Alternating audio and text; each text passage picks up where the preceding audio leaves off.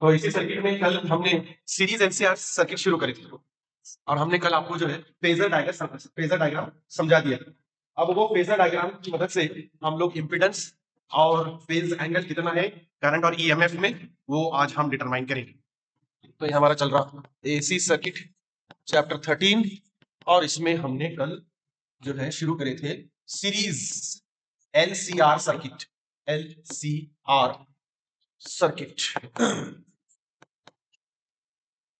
और डायग्राम एक बार चेक कर लेते हैं। तो हमने 3 कंपोनेंट्स लिए थे, 3 कंपोनेंट्स लिए थे, इंडक्टर और कैपेसिटर और रेजिस्टर। तो यहां पर हम ले लेंगे इंडक्टर, शायद मुझे पहला था इंडक्टर, फिर कैपेसिटर और फिर resistor.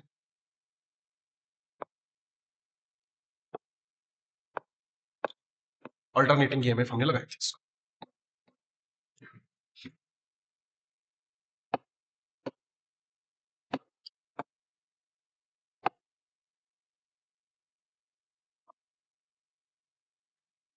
L C R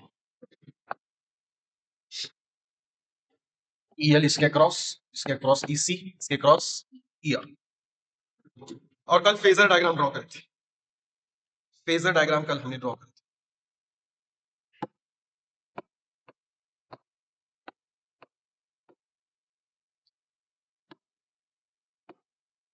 phasor diagram में ये करंट, इसी के अलोंग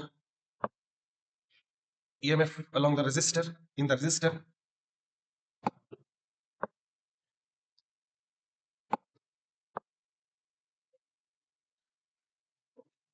फिर इधर इंडक्टर का और कैपेसिटर का। यहाँ लिए थे इंडक्टर का और कैपेसिटर का, टेढ़ी लाइन जा रही, बाई डायरेक्शनल ले लेता हूं मैं, दोनों भी आ जाएंगे।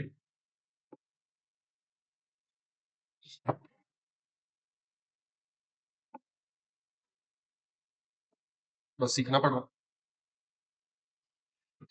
और इधर ये ईसी हो गया। फिर अब हम इधर लिए थे instantaneous EMF with certain angle. फिर हम ये कंप्लीट करे थे, इसकी लेबलिंग कर लेंगे। तो ऑफ कोर्स ये एक्स एक्सिस है, ये वाई एक्सिस है, ये ओ है, इधर हम ए कर देते। कल हमने ये एक्स एक्सिस नहीं बताए थे, तो ये ओ ए आई, ये बी और इधर में सी, ये सी। तो इसके अलावा हमने बताए थे आपको ईएल, इधर ईसी, डी, ये ईसी, इधर EL minus EC, EL minus EC.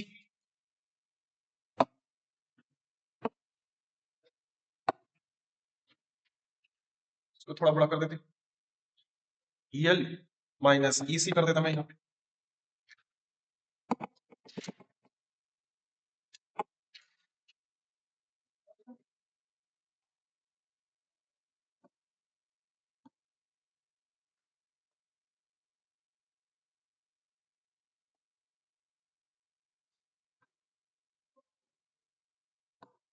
EL minus EC, शायद हमने ये ई लिया हमने यहाँ पे, और ईएल और ये एंगल पाई, यहाँ पर शायद एफ लिया होगी। ये फेजर डायग्राम कल करेंगे।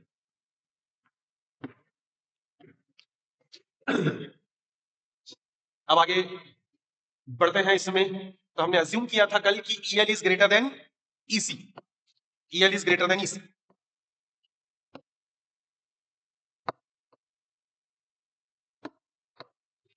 EL is greater then EC। तो EL माइनस EC ये वाला लिया हुआ है OE, यहां पर मैं एरो भी लगा सकता इधर। Therefore OE is equal to EL minus, I mean small e, EL minus EC, OE vector कह लो।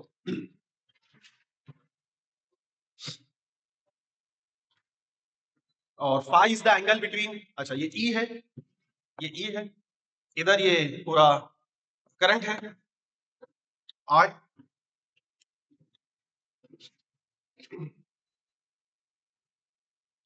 तो phi is the phase angle between E and I, between E and I। Of course ये maximum values है, peak values है।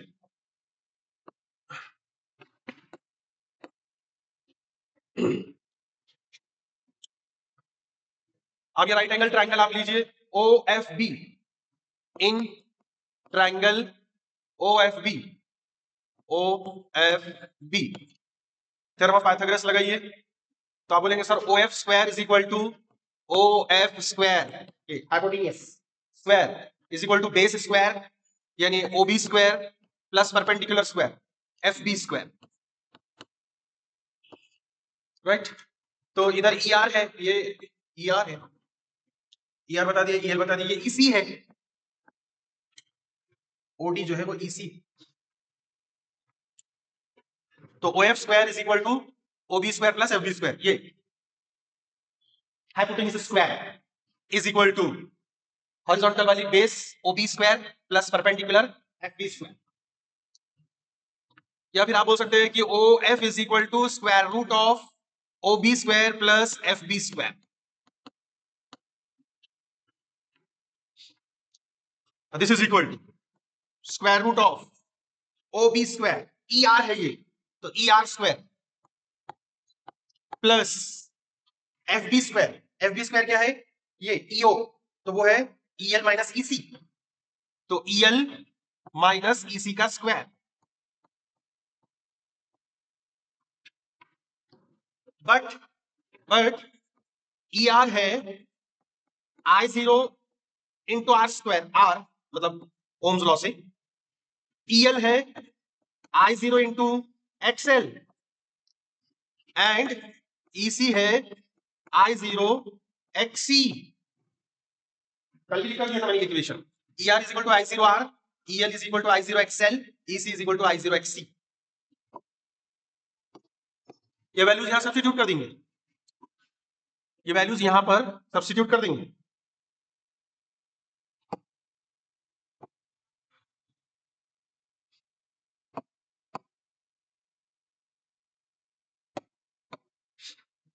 तो और OF क्या है, OF E0, OF E0 है, एंड यहां पर ये भी लिख देंगे कि OF is equal to E0।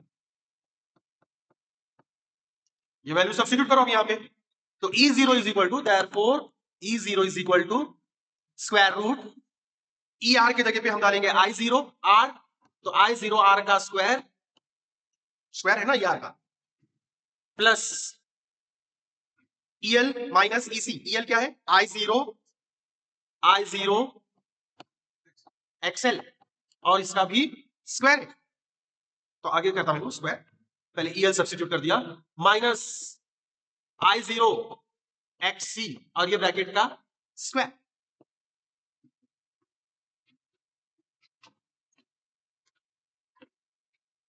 I0 common है तो उसको बाहर निकाल लो, so therefore E0 is equal to square root of I0 square, तो ब्रैकेट में क्या बच रहा है इधर R square plus XL minus XC और इसका bracket square.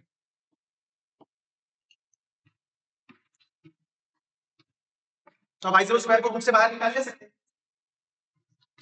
So this is equal to I0 square root में क्या बच गया फिर R square plus XL minus XC brackets में, यह है E0।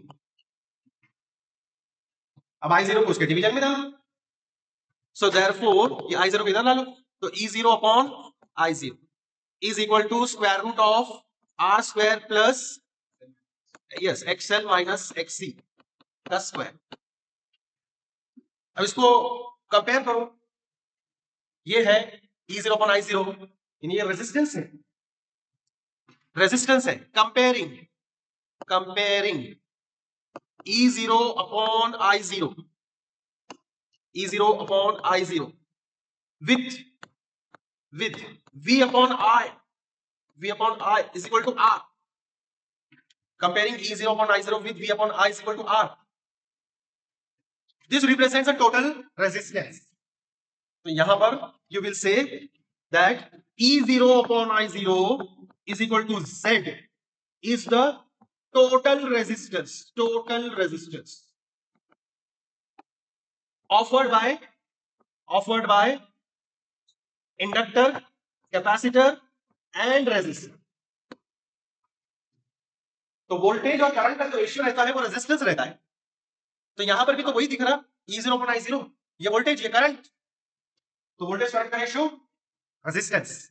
अब यहां पर ये टोटल रेजिस्टेंस बोल रहे, टोटल रेजिस्टेंस ऑफर्ड बाय ये तीनों ने, offered by of total resistance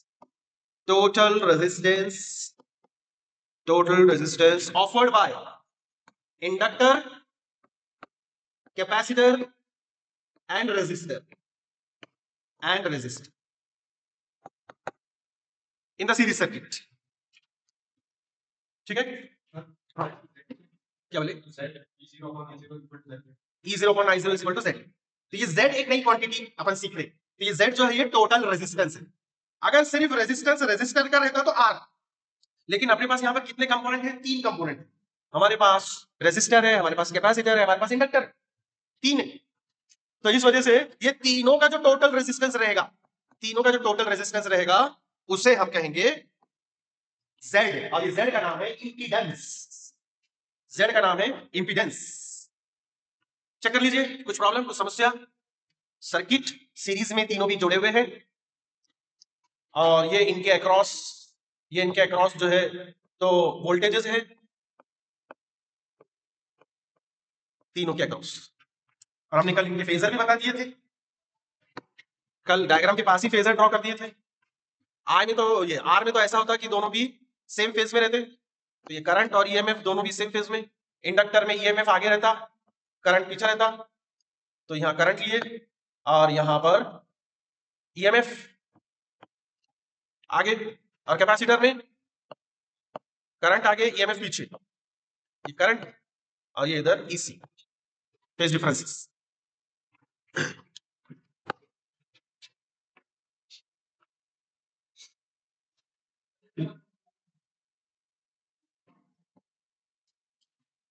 बढ़िया की चलिए, तो ये जो टोटल रेजिस्टेंस है, total resistance offered by inductor, capacitor and resistor in the series LCR circuit is called as impedance. तो definition लिख लीजिए प्लीज impedance की, the total resistance offered by inductor, capacitor and resistor in the series LCR circuit is called impedance, Z, impedance Z। और इसके reciprocal को admittance बोलते हैं, इसके रेसिप्रोकल को एडमिटेंस बोलते हैं। तो यहां पर एक नोट लिख लीजिए ब्रैकेट में, बीच अधर आ जा रहा है ये point, the reciprocal of impedance, the reciprocal of impedance impedance is called admittance. Admittance.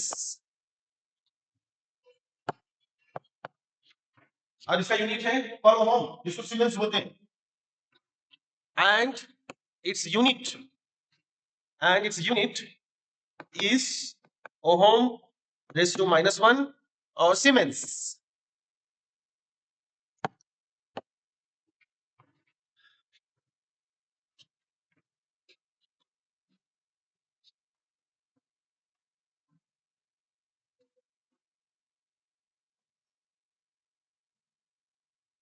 Unit of Z impedance is ohm,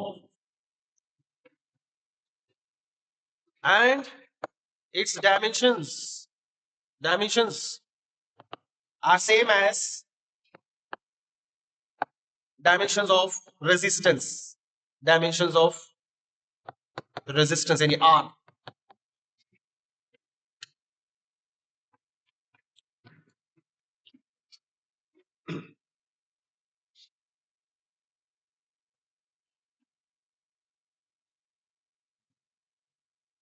तो Z का क्या फॉर्मूला बना? Z is equal to E0 upon I0, और इसका फॉर्मूला बना square root of R square plus XL minus XC bracket square. ये Z का formula बन गया है. इसको बॉक्स में डाल दीजिए.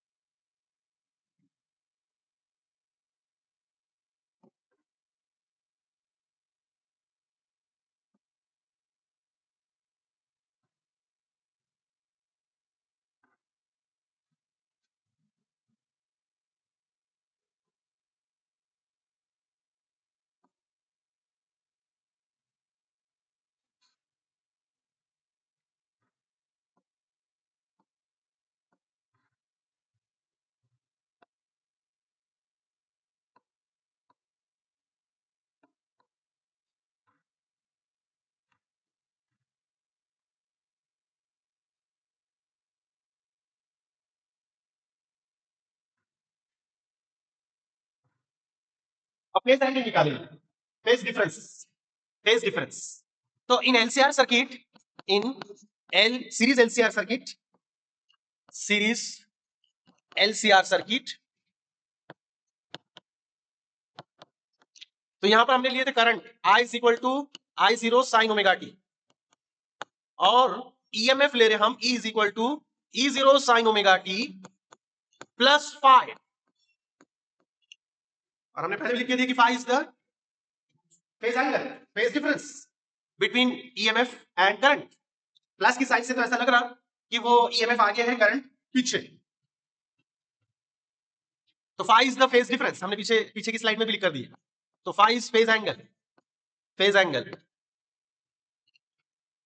तो यहां पर आप बोल सकते हैं कि sir EMF leads I that is current with a phase angle of five.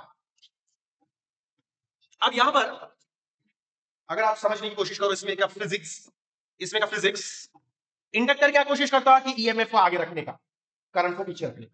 तो आप देख रहे हो ऊपर जा फेज एंगल आगे इधर. कैपेसिटर क्या करता है? करंट को आगे रखने की कोशिश करता है, ईएमएफ को पीछे रखने की कोशिश. और रेजिस्टर क्या करता है? साथ में लेके चलता, दोनों भी सेम फेज में, करंट और ईएमएफ दोनों भी सेम फेज. अभी तीनों के झगड़े में कौन आगे बढ़ता है डिपेंड करेगा कि किसकी वैल्यू ज्यादा है. अगर इंडक्टर के इंडक्टेंस की वैल्यू ज्यादा है तो किसकी चलेंगी? इंडक्टर की चलेंगी. कैपेसिटर के कैपेसिटेंस की वैल्यू ज्यादा है तो किसकी चलेंगी? कैपेसिटर की चलेंगी. और अगर दोनों इक्वल रहे तो क्या होगा? वो हम अभी तीन केसेस में देखेंगे. दोनों इक्वल रहेंगे तो क्या होगा कि दोनों एक तरह से सही का काम करेंगे, अपोजिट पोलैरिटी जोड़े हुआ, और दोनों एक दूसरे के इफेक्ट को जीरो कर देंगे. तो वहां पर जीत किसने की हो जाएगी? और तीसरा कौन है? रेजिस्टर क्या करता है? करंट और ईएमएफ को सेम फेज में रखने की कोशिश. ठीक है. तो अभी फेज एंगल की वैल्यू डिपेंड करेगी एक्सएल एक्ससी के वैल्यूज पर. फिर उनके इंडक्टेंस और कैपेसिटेंस के वैल्यूज, राइट। तो अभी फेज एंगल निकालेंगे, ये जो फेज एंगल है उसकी वैल्यू निकालेंगे। इसके लिए ये डायग्राम यूज करेंगे, tan phi निकाल लीजिए। तो tan phi रहेगा opposite side upon adjacent side. तो ये जो वैल्यू है ये EL माइनस EC हो जाएगी, EL माइनस EC। तो tan phi क्या होगा, opposite side EL minus EC upon adjacent side यानी ER। तो from phasor diagram, from phasor diagram tan phi is equal to, tan phi is equal to, अभी देखिए हमने, आप चाहो तो पहले साइड के वैल्यू नाम लिखो, FB upon OB, FB upon OB, और FB क्या है, EL minus EC, EL minus EC, और OB है R, मतलब ER, sorry EL EC ER की वैल्यू डाल दो, वो भी हमने पिछले स्लाइड में बताया आपको। EL ER, ये ER EL EC, इनके वैल्यूज वहां सब्स्टिट्यूट कर दो। तो ER क्या है, I0R, EL क्या है, I0XL, EC क्या है, I0XC। तो यहां वैल्यूज डाल देंगे। तो this is equal to I0XL minus I0XC upon I0R।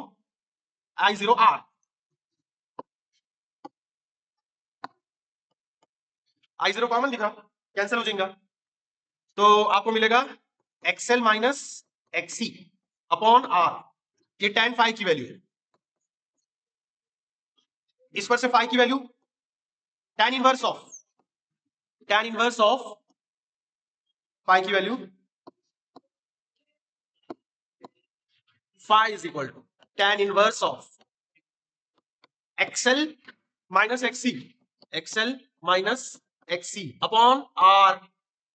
अब ये देखिए, ये XL XC के वैल्यूज पर ही डिपेंड करेगा फेज एंगल कितना रहेगा, कौन आगे रहेगा कौन पीछे रहेगा, सर्किट इंडक्टिव सर्किट रहेगा कि कैपेसिटिव सर्किट रहेगा कि नॉन इंडक्टिव सर्किट रहेगा। तो ये फेज एंगल का फॉर्मूला है। तो इस पर से अपन केसेस निकालेंगे, तीन केसेस पॉसिबल है, तीन केसेस पॉसिबल है। Special cases, special cases.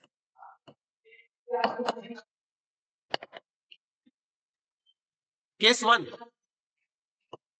अगर XL और XC बराबर रहे तो, if XL is equal to XC, then आइए, देन बोलिए फाई की वैल्यू, phi is equal to tan phi बोलो, जान दो tan phi बोलो,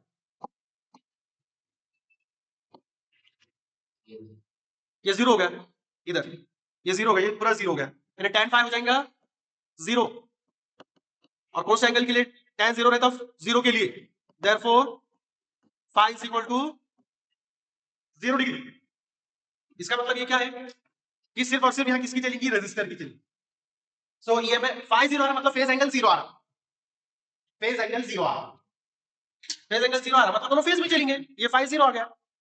तो I and E will be in same phase, I and E are in phase, are in phase।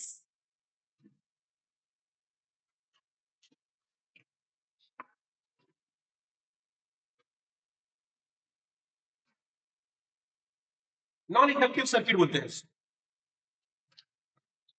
Such a circuit is called non inductive circuit, non inductive circuit, रह करके उसका असर कुछ भी नहीं, नॉन इंडक्टिव सर्किट। दोनों तीनों हैं लेकिन फर्क नहीं पड़ रहा, लेकिन ये इसका मतलब पता ही नहीं कि दोनों के अक्रॉस वोल्टेज नहीं है, दोनों के अक्रॉस वोल्टेज है लेकिन उनका इफेक्ट जीरो, दोनों के अक्रॉस ईएमएफ है।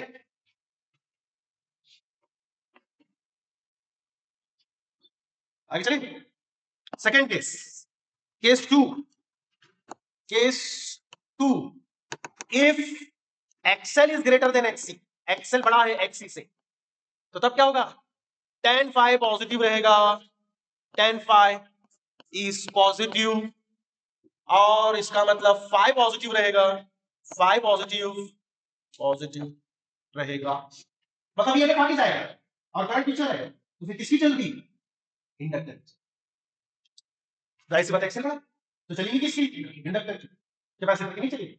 इसलिए इसको बोलते हैं inductive dominated circuit, inductor dominated circuit. तो 10 पॉजिटिव 10 5 पॉजिटिव 5 पॉजिटिव, इसका मतलब E leads E leads E leads in phase with R, with current R। Inductive circuit में होता ना, ईएमएफ आगे चलता, करंट पीछे रहता। E leads in phase with R, so it is called, this circuit is called, this circuit is inductance dominated, is inductance dominated।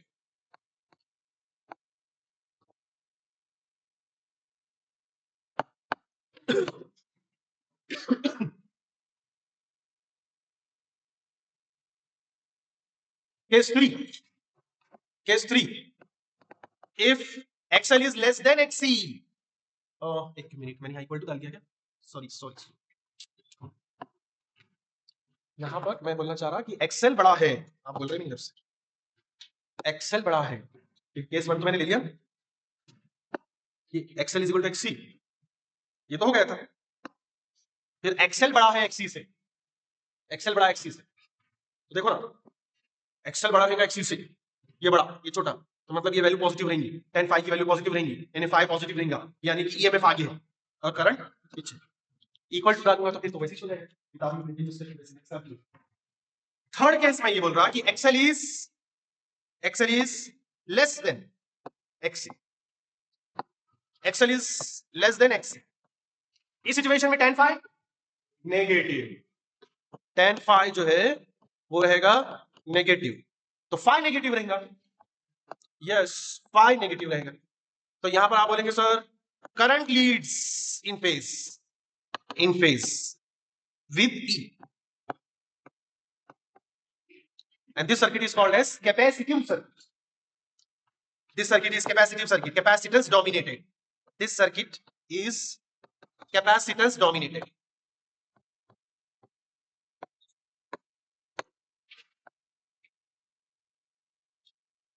वर्चस्व, dominated।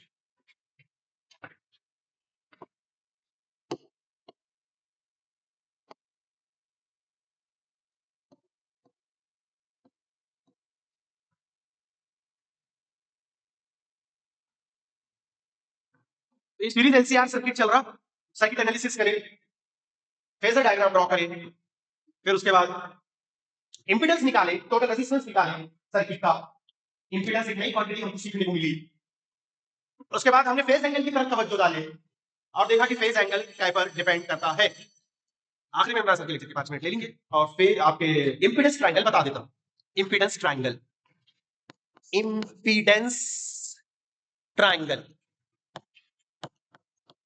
Impedance triangle, impedance triangle. तो triangle बनाता हूं मैं आपको, और फिर एक्सएल एक्ससी और जेड का रिलेशन, एक्सएल एक्ससी और जेड का रिलेशन। तो ये ट्रायंगल, ट्रायंगल ऐसा चाहिए अपने को।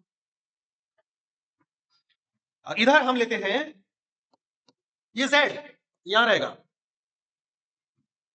बेस पे रहेगा ई आर या आपका आर बेस पे, और परपेंडिकुलर रहेगा एक्सएल माइनस एक्ससी। देखो आगे तीनों भी रेजिस्टेंसेस आगे, कौन कौन से? Total resistance Z, impedance resistor का रेजिस्टेंस आर, और दोनों का मिला के इंडक्टर और कैपेसिटर का एक्सएल माइनस एक्ससी, और ये एंगल है फेज एंगल फाई। जी हमारा हो गया, आंसर ले हाँ।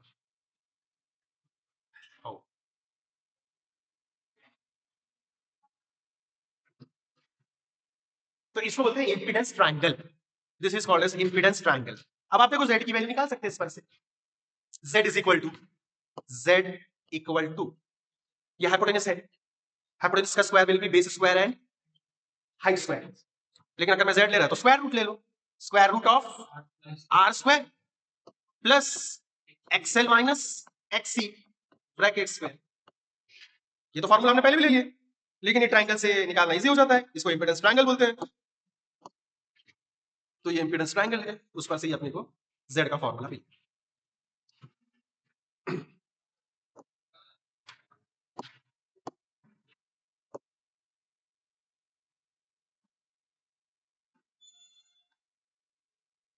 ओके, तो अल्हम्दुलिल्लाह हमारा सीरीज एलसीआर सर्किट हो गया। अब हम पावर सर्किट शुरू करेंगे अगले हफ्ते से। वहां पर हमको तीनों पावर सर्किट्स लेना है, इंशाल्लाह विल कंटिन्यू।